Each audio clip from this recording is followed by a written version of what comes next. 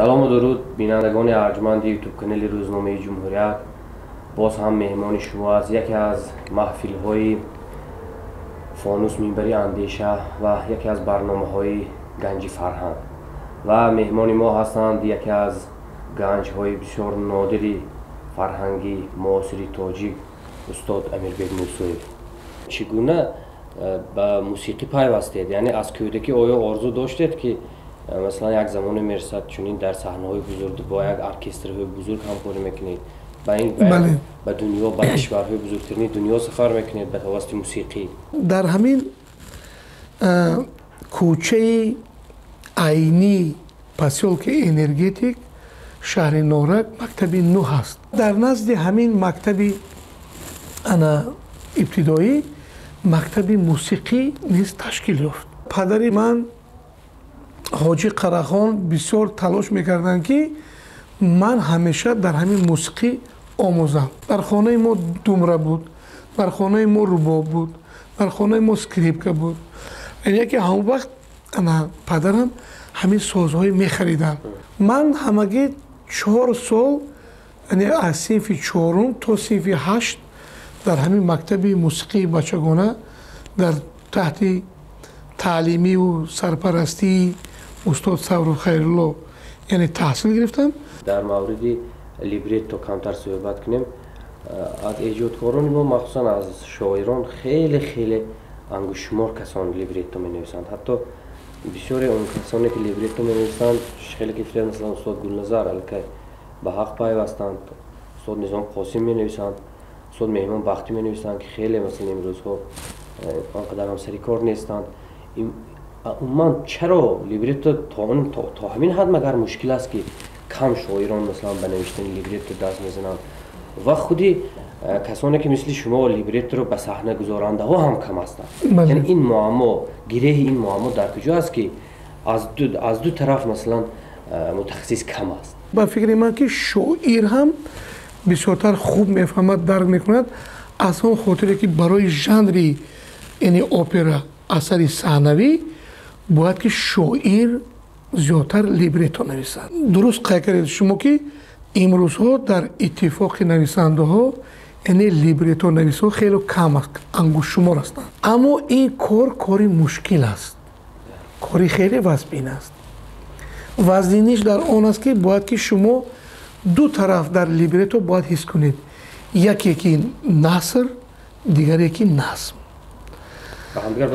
همین نظم و نثر باید که در لیبرتو برای نوشتن اپرا، برای نوشتن بالت بسیار مهم است. بسیارتر نظم در اینجا با لیبرتوی اپرا استفاده برده می شود، اما نثر هم خودتون میدونید که هست، میگیم که مونولوگ ها، پارچه ها، صحنه هایی که اون صحنه ها به طرز خوانشی مثلا چه در موسیقی است ریچیتاتیو، یعنی که اون مونولوگ باید که پیشنهاد کرده شود. میتواند که این هم بسیار یک پهلوی خیلی مهم رو یعنی که در اپرا، در ژانر اپرا، در لیبرتو یعنی که پیشروی کند. استاد یک کم و بیش از مشکل میفتید، مخصوصا در مورد جلبی نورسان، نسل نوی که تازه مکتب ختم میکنند و کم هدایت میشوند به درگاه موسیقی. آفرین. استعداد دارند، استعداد فطری مادرزادی دارند، اما اونا باید راهنمایی کرد، باید تربیت کرد. استعداد بدون تربیت نمیشود. اما افسوس که بیشتری آنها از بس که راهنمایی نمیشوند، از بس که بعضی معماها با مرکز ملی تستی هست، بعضیش برطرف شدن اما هنوز هم هست. سبب اساسی که شغلی کم است، ذوق کم است آمدن آموزش کردن به موسیقی من در پدر و مادر میبینم، در والدین عزیز میبینم. امروز باید که والدین های ما از خردسالی از صنف 1 وقتی که طلبه به مکتب میرد یا پسر یا دخترش به تحصیل آموزش سر می نماید، از همین صنف 1 دیده باید که به موسیقی هم نیز شغل پیدا کنند. یعنی که والدین ها دایره نکنند، نتوانند تا این مورد تا صنف 9 یعنی به مکتب های موسیقی بچگانه بردن، بدانند که کالج های صنعت است، می توانند курсҳои иловагӣ ҳаст. яъне ки имрӯз мегӯянд ки курси тайёрӣ аст ки 1 сол мехонад, чӣ дар консерватория зеҳнаш бошад, чӣ дар коллеҷҳои санъат, чӣ дар мактабҳои интернати махсуси мусиқӣ, агар ки зеҳнаш хеле баланд бошад. чун дар консерватория дарс мегӯед ва ҳамкорӣ бо донишгоҳи санъат доред. бале сатҳи дониш, фаҳмиш, умуман дарки мусиқӣ дар насли нави мо чӣ гуна аст? бисёр хуб. дар муқоиса ба 20 соли пештар масалан. солҳои пешин яъне ки завқи ҳамин донишҷӯёну толибилмон зиёд буд. ин пеш аз ҳама ба худи ҳамон донишҷӯ вобаста аст ки вай чӣ гуна ҳамин ҳунарро, ҳунари композиторӣ, ҳунари мусиқишиносӣ, яъне ки омӯзиши гӯем ки сози скрипка, сози флут, габой, кларнет, пианино, рубоб, ғижак, най, чанг, қонун худаш чӣ гуна ҳаминро дарк мекунад. ба назари ман ки аз худи пеш аз ҳама аз худи ҳамон донишҷӯ вобаста аст. баъдан вай бояд ки соатҳои зиёд машқ кунад, заҳмат кашад ки ба як ҳунарманди асил яъне табдил ёбаду ноил гардад. ҳамин чизи асосӣ ҳаст. аз худи ҳамон нафарам вобастагии калон дорад. баъдан устод чӣ гуна дарс мегӯяд, чӣ гуна яъне соати кориша ба ҷо мебарад, чӣ гуна ҳамон дили хобе гӯем ки ҳамин донишҷӯя бедор мекунад, қалбаша бедор мекардагӣ ин устод аст. агар дарси бузург гузарад, таҳсили омӯзиши сабақҳои хуб гузарад, баъд донишҷӯ 1 саат не 4 саат аз ҳамон аудитория берун намеравад. ҳамихел донишҷӯям ки мо дорем ки намеравад. масалан донишҷӯи ман тамом мекунад дарса, бо донишҷӯи дуюм асарашро гӯш мекунад. аллакай як нафар имсол як донишҷӯ консерватории шаҳри Краснодара тамом карданд, ҳоло ба магистр яъне бакалавриат тамом карданд, ҳамчун композитор ба магистр дохил шуданд. паи 2 сол пас баъдан омада тамом карда яке аз композиторони хеле касбӣ хоҳанд гардид. ва дар ин маврид мо кӯшиш мекунем ки аз ҳамин соли 2000 яъне ки хониши 2021-22 моҳи сентябр як 3-4 нафарро тибқи квотаи давлатӣ, квотаи президентӣ ба консерватории аллакай тайёр кардем. ба консерватории шаҳри Москав аллакай довталабон ҳастанд. пешбарӣ намоем ки то он ки онҳо дар ин консерватории бузурги шаҳри Москав ба номи Пётр Илич Чайковский таҳсил гиранд, сабақ гиранд ва омада барои хизмати халқу ватани азизи худашон гарданд. бисёр як гиреҳи нозуки як масъалае кушоде дар мавриди таҳсили ҷавонони мо дар хориҷа тавассути квотаҳо, махсусан квотаи стипендияҳои дурахшандагон ки худи давлат таъсис додагӣ ҳастанд. дар ҳамин маврид як чун шумо аслан ки мутахассис ҳастед, хеле хуб шуд. дар мавриди арғунун мехоҳам як савол диҳам. танҳо дар тоҷикистон як арғунун ҳаст ки дар донишгоҳи санъат имрӯзҳо меистад. афсӯс ки аз байни тоҷикон донандаи арғунун надорем ва чанде пеш мо ба ҳамроҳи ректори муассиса суҳбат доштем ва тақрибан 4 сол пеш як духтарака мефиристонанд ба шаҳри Қазон ки унҷо омӯзад, арғунуна бояд баргардад, аммо ӯ ҳанӯз ҳам барнагаштааст, ӯ таҳсилаши давом додааст, яъне ҳанӯз ҳам арғунун бо дасти тоҷикҳо садо намедиҳад. дар ин масъала бале як рошини меандохтед. дар ҳамон масъалае ки квотае гуфтед, баъдан ба ин масъала гузарем.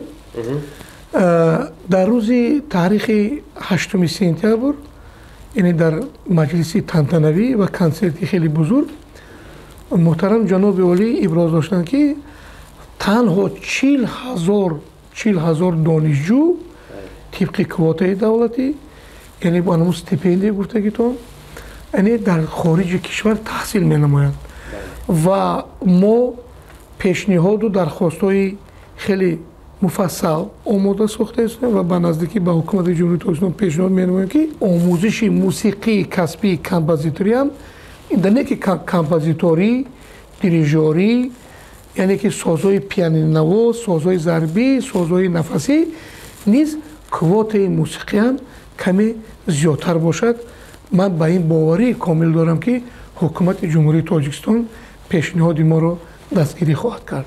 ва дар бобати сози бузурги Арғунун имрӯзҳо ягона нафаре ки Нуруллоев ва Фарангиз яъне шаҳри Қазонро тамом карданд, ҳоло масалан омадан дар инҷо консерт доданд. яъне ки дар ин сози Арғунун бояд ки як навозанда не, як мутриб не, як нафар не, бояд ки 4-5 нафар. ан ҳамун пешниҳоде ки мо ҷиҳати композитория менамоем ба ҳукумати ҷумҳурии Тоҷикистон дар ин ҷо ҳам ин масъалаам фаро хоҳад гирифт. бозам садо метавонад барои ки ҳамун навозандаи ҳавай нест, иҷрокунандаи ҳавай нест. як чиз моро ҳамеша ба изтироб меандозад ки аксари санъаткорони бузурги мо ба истиснои баъзешон албатта албоми суруд таҳия мекунанд, консертҳои бошукӯҳ медиҳанд, аммо ҳамун суруду оҳангҳошона ба адвор яъне ба нота дароварда китоб намекунанд. ва вақте ки як кас мехоҳад кори илмӣ кунад дар самти мусиқӣ, адабиёт дармо нест. аксари адабиёте ки махсуси илми мусиқӣ аз русист, ба забони русист ҳанӯз ҳам.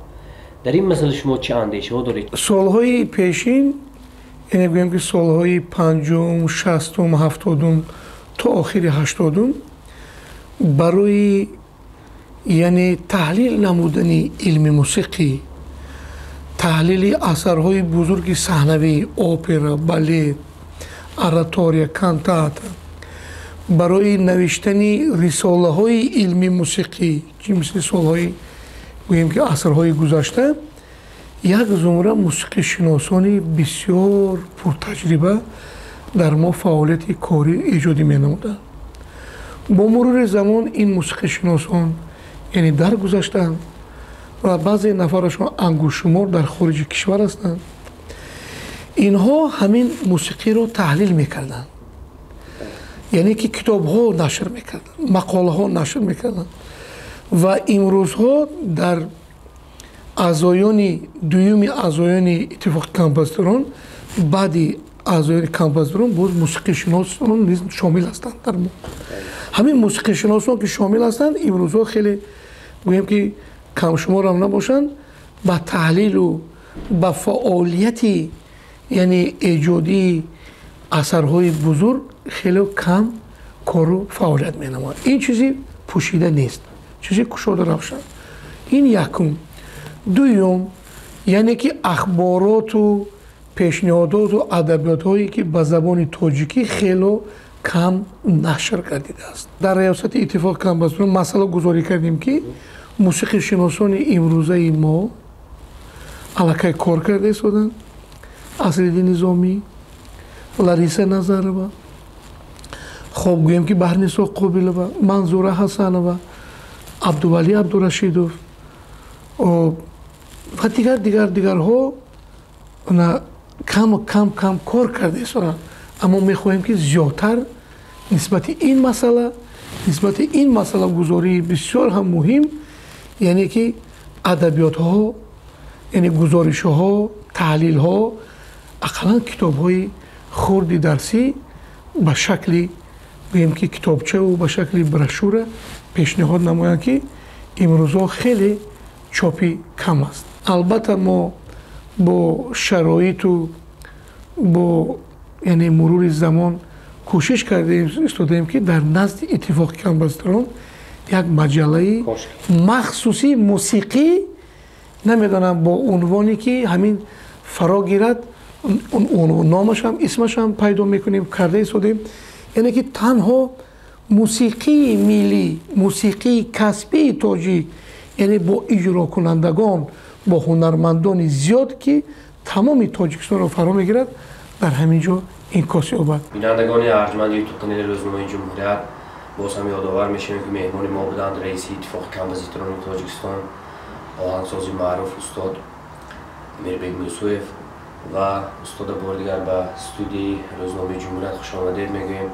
ҳамзамон ёдовар мешавем ки ин суҳбат танҳо атрофи мусиқӣ буд. хоҳиш мекунем барои тамошои ин барнома ва барномаҳои ояндаи мо ютуб канали Рӯзномаи Ҷумҳуриятро пайгирӣ кунед.